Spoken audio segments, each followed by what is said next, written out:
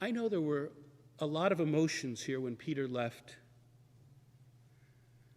You know, it's possible to have more than one emotion at once.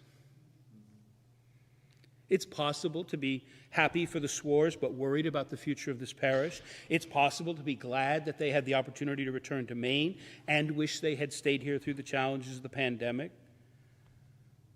A big chunk of my life is walking with congregations through these very same things.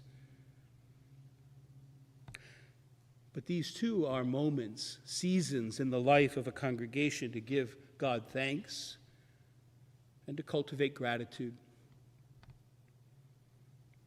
And you know this. You don't need me to come and tell you this. To have loved and lost is always better than to have never loved at all. Much good work was done here in the last chapter of your history. Thanks be to God.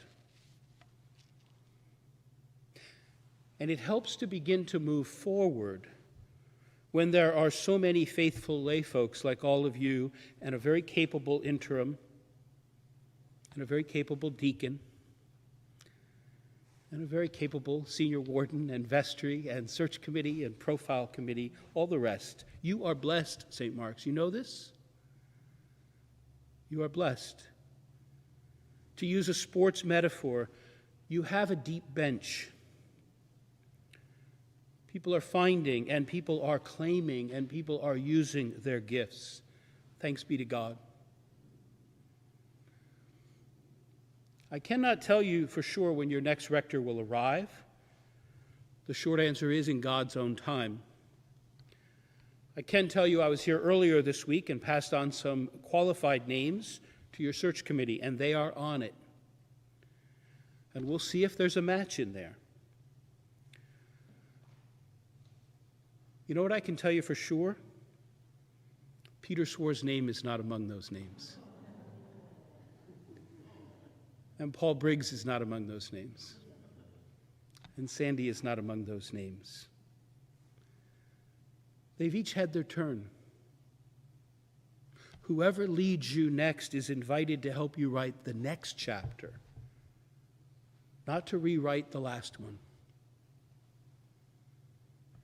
So I encourage you, all of you, those in this room, those watching online, to get your hearts ready for the new thing God is already doing here, and to face that new thing with courage and wisdom and faith.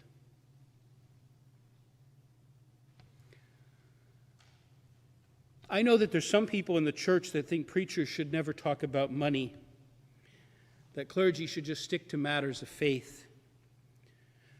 But I want to remind you this morning that Jesus talked about money a lot, more than anything else actually, except the kingdom of God. And I'm a follower of Jesus. And I also know in the work that I do that money matters when it comes to writing the next chapter. Jesus knew that people cannot serve God and money. Bob Dylan paraphrased it many years later this way: you're going to have to serve somebody. So who do you serve? Let it be the living God.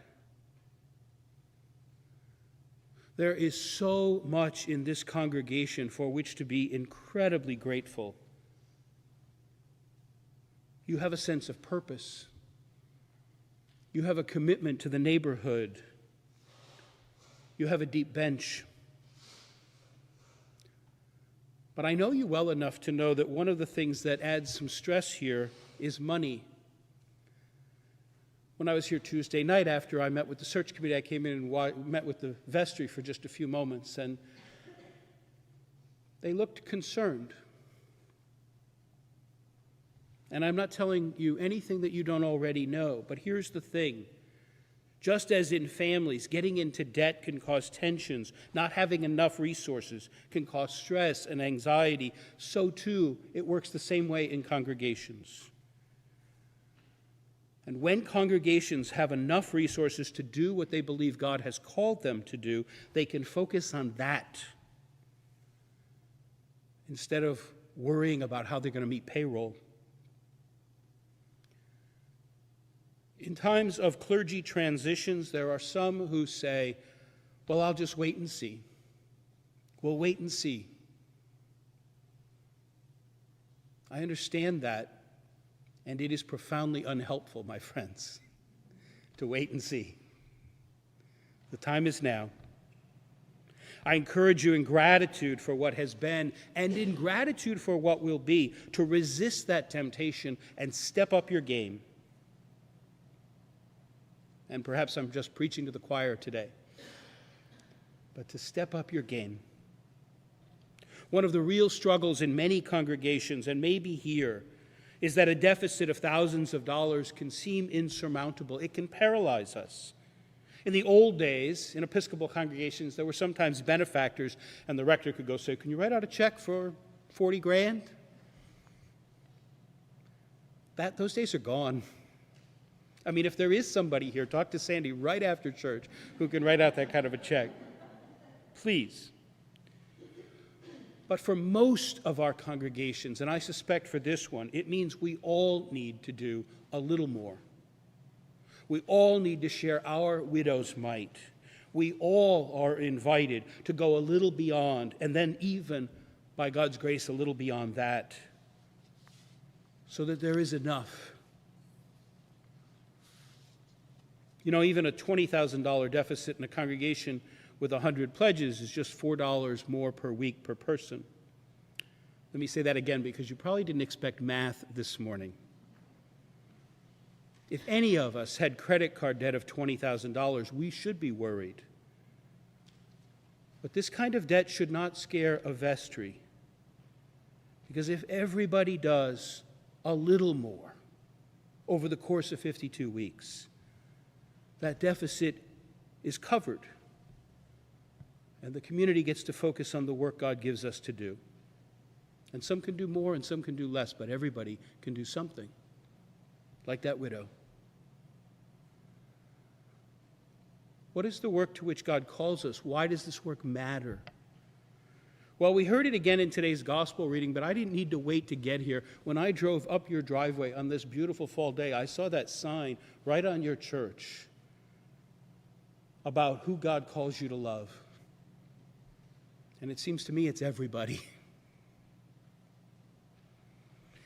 It's so simple to understand, and it's so hard to live it one day at a time.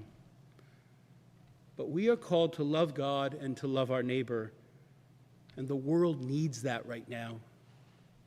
The world needs that. It was great that we read from Deuteronomy today from Moses' last speech, because it's a reminder to us as Christians, Jesus didn't just make this up out of thin air. He was part of a tradition. He knew the teachings of Moses. He knew Deuteronomy. Everybody agrees. Everybody agrees. Conservatives and liberals and Jews and Christians, everybody agrees. The heart of biblical faith, of Old Testament faith. Love God, love your neighbor, no exceptions. We have been through a lot this past 2 years in this nation, in this diocese, in this congregation. It has been a challenging time, and many may feel weary. But the good news I want to share with you in my diocesan work as someone who's in a different congregation every week is simply this: that the purpose and the need for the church to be the church has never been grateful, certainly not in my lifetime. We live in such polarized times. And I have been told more than once, it's in your profile, that you are a diverse group here politically and theologically. I didn't check your bumper stickers today when I came in, but I saw that sign. I got here before a lot of those bumper stickers. Maybe I'll see them when I leave. But you are a diverse group. I don't care who you voted for. You don't care who you voted for. You're called to love one another. You're called to love one another. And you are learning, with God's help, in a polarized world, to show the world why that matters. To do it. To bear witness to your neighbors of another way to live in this world, a way that leads to full and abundant life for all God's people. St. Mark's, we need that witness. Don't wait and see. A new rector will be coming on God's own time. That will happen. I don't know when, but that will happen. But in the meantime, the world is too small and too dangerous for anything but love right now. Go all in